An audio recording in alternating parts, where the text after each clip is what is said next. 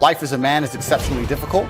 I say the most beautiful and the most terrifying thing about being a man is you're born without value. Society doesn't care about you. You're only going to be cared about based on how useful you are. You have the chance to build yourself up and become a superhero if you're prepared to do the hard work and be indefatigable enough to never quit. But if you're going to stand around and wait for a handout, nobody's going to ever respect you. I think that a lot of people have forgotten about how difficult and how competitive it is as a man. We're always in constant competition with each other. And it's your duty as a man to stand up and say, I want to be as important and strong and good-hearted and God-fearing as possible. And I need to work hard to achieve those things. If you look at the true warriors of humanity, you look at the true empire builders, you look at the true titans who are constructing a better world, they're less about pleasure seeking because they understand that if you want to have a great life, a soaring life, look at what most people do and do the opposite. Growth comes through discomfort. You look at a great athlete, it's the way they show up in the championship game is simply how they showed up in the lonely light of the early hours at practice. To have the results only 5% of the population have, you've got to be willing to do the things that only 5% of the population are willing to do. I was a 4-time kickboxing world champion. For 12 years, I trained 5 hours a day, 6 days a week. And I was motivated to train probably about 25% of the time.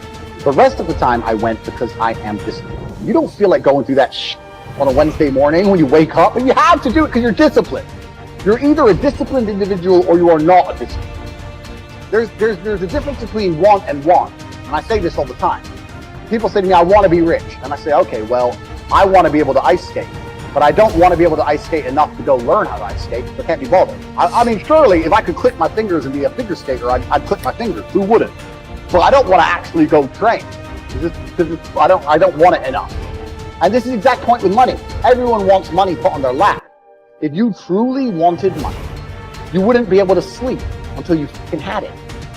The masters make the hardest things in the world look easiest. And in the moments where you push yourself, those moments tend to lead to success. But you've got to stop rationalizing, stop making excuses, stop telling yourself little watered down assessments of where you're really at. Tell yourself the truth. And the truth shall set you free. And the truth that I had to come to grips with, that I wasn't in charge of my destiny. The truth was that I wasn't giving all that I had. The truth was that there are some things that I wanted to do, but I didn't have the courage to act on those things. I had to start looking at my life differently. I started going to work earlier. I started being the last one to leave there. I started working harder than anybody else. I am not motivated to do the things I'm supposed to do. I don't wake up full of like joy. I have to go to the gym, or that I have to work, or I deal with crap. I don't feel motivated to do them. I'm disciplined. I do them regardless of how I feel. Whether I'm in the mood to do it or I'm not in the mood to do it, it gets done. That's discipline. Discipline's a real thing. Motivation is fleeting. You're never going to be permanently motivated. If you're the kind of person who can only try hard at something he enjoys, then you're going to fail. If you truly want to win, you can't only want to win when you're happy, and you can't only want to win when you're motivated. You're competing against men like me who will perform even when it's raining, not only when the sun is shining. And if you're going to be the kind of person who can only do it in one of those scenarios, you are going to lose. You must be prepared to perform all of the time. I have a lot of people who message me and say, oh, I struggle with motivation.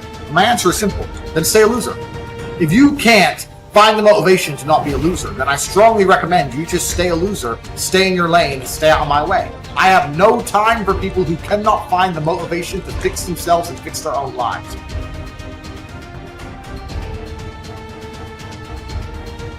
If you cannot control your own mind, then you go through life with zero control, zero influence. You can't control anything. You're just a feather in the wind, waiting for life to blow you from happy place to sad place to happy place to sad place, completely hoping on the gods to be fortunate to you, because if any genuine discomfort comes your way, we're clouded with doubt, and we wonder why it is so difficult for us to grow into the best version of ourselves. Like, we wonder why it is so difficult to climb that mountain, to get over that obstacle. It's because we are not looking at the opportunity with the right perspective. Break the patterns that have been leading your life, but you need to identify what the patterns are. I think sometimes we just aren't even aware. It's just a pattern that's running. It's something that's happening. Maybe it's been happening for months or years or decades. We're not even aware. It's just become our identity. So when you identify the negative identity patterns that are holding you back, that's the first step. And you can start to really shift and replace it with a new identity, a new pattern that you can implement. What you do is you pick up your past and you embrace it. You understand it, you accept it, as I had to go through these things that I had to go through in order for me to get to this place today. And the evidence for that is that I did. You don't need any more evidence. You did. And then you toss it. You toss it. You embrace it and you toss it. And you merge into the now by giving up your attachment. Before you can do something, you first must be something. So you've got to be it intellectually. You've got to be it emotionally. It's like Solomon says, as a person believes in their heart, the emotional man. Well, it's only a period of time then until it manifests physically. That's one of the first laws of the universe, is the perpetual transmutation of energy. Energy is moving into form, always. To form, moving into form, through form, back into form again. So we cause it all to happen the way we think and the way we stay locked into ideas. I don't think greatness is something you're born with, some mysterious power bestowed upon us by God. It's something that truly exists in everyone. I look at it as a superpower we all have, buried deep inside us.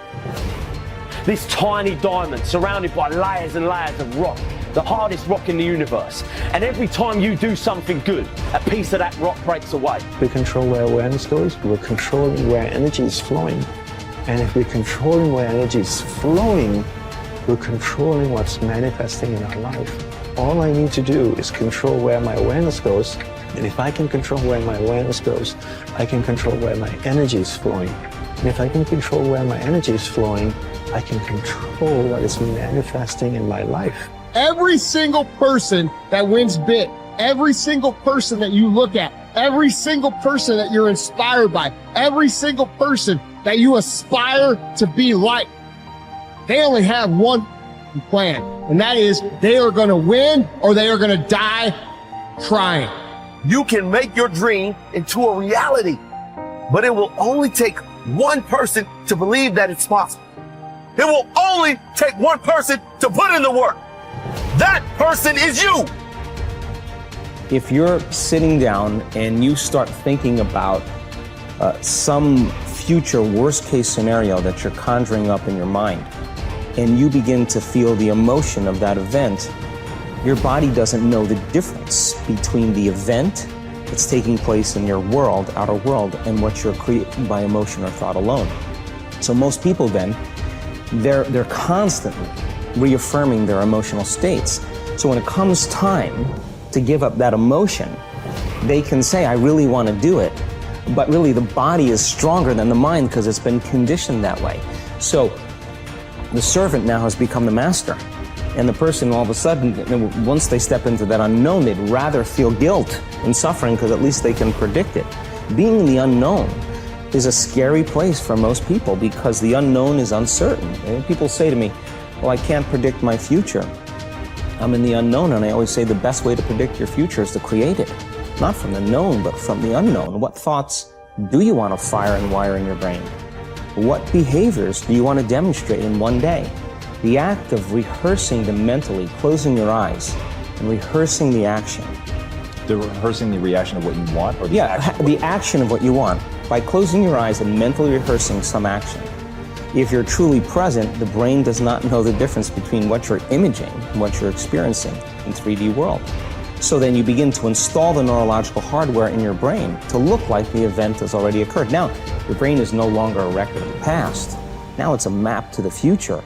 And if you keep doing it, priming it that way, the hardware becomes a software program. The law of expectation says that your expectations tend to become your own self-fulfilling prophecies. In other words, what you expect to happen usually does. And if your expectations are based on false information, so you have false expectations, that's what will happen anyway. For instance, your expectations could be that you are destined to have an extraordinary life and be extremely successful. is that no matter what happens, it's all part of a learning process that is leading you inevitably to great success, happiness, and accomplishment. And if you absolutely expect that to be true, if that's your fundamental belief, then over time that will become true. You'll be able to throw off the ups and downs of life. You'll be able to ignore the negative influences around you. If you confidently expect to be a great success, then by gum, you sure will be. No matter what people tell you, you just say, well, it'll be all right. Everything will work out fine. And we know that an attitude of confident expectation is a hallmark of highly successful people.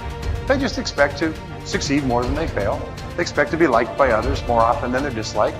They expect to learn from every difficulty that they have. They expect to keep making progress. They just confidently expect it. And surprise, surprise, your expectations affect your realities. What you experience on the outside is determined by how you think on the inside. As they say, you are not what you think you are, but what you think you are. In the Bible it says, as a man thinketh in his heart, which means in his subconscious mind, way down deep, so is he. According to your faith, it's done unto you, and so on. Big picture thinking can benefit any person in any profession. When somebody like Jack Welch tells a GE employee that the ongoing relationship with the customer is more important than the sale of an individual product, he's reminding them of the big picture. When two parents are fed up with potty training, poor grades or benders and one reminds the other that the current difficult time is only a temporary season, then they benefit from thinking big picture. You have to think anyway, so why not think big? Big picture thinking brings wholeness and maturity to a person's thinking. It brings perspective. It's like making the frame of a picture bigger in the process, expanding not only what you can see, but what you are able to do. Big picture thinkers are never satisfied with what they already know. They are always visiting new places, learning new skills. And because of that practice, they often are able to connect the unconnected. They are lifelong learners. To help me maintain a learner's attitude, I spend a few moments every morning thinking about my learning opportunities for the day. As I review my calendar and to-do list, knowing whom I will meet that day, what I will read, which meetings I will attend, I note where I am most likely to learn something. Then I mentally cue myself to look attentively for something that will improve me in that situation. If you desire to keep learning, I want to encourage you to examine your day and look for opportunities to learn. Writer Henry David Thoreau wrote, "Many an object is not seen, though it falls within the range of our visual ray, because it does not come within the range of our intellectual ray." Who you are determines what you see and how you think. Big picture thinkers realize there is a world out there besides their own, and they make an effort to get outside of themselves and see other people's worlds through their eyes. It's hard to see the picture while inside the frame. To see how others see, you must first find out how they think. Becoming a good listener certainly helps with that. So does getting over your personal agenda and trying to take the other person's perspective. French essayist Michel Ayquem de Montaigne wrote, "The value of life lies not in the length of days, but in the use we make of them. A man may live long yet live very little. The truth is that you can spend your life any way you want, but you can spend it only once. Becoming a big picture thinker can help you to live with wholeness, to live a very fulfilling life. People who see the big picture expand their experience because they expand their world. As a result, they accomplish more than narrow-minded people. And they experience fewer unwanted surprises too, because they are more likely to see the many components involved in any given situation. Issues, people, relationships, timing, and values. They are also, therefore, usually more tolerant of other people and their thinking.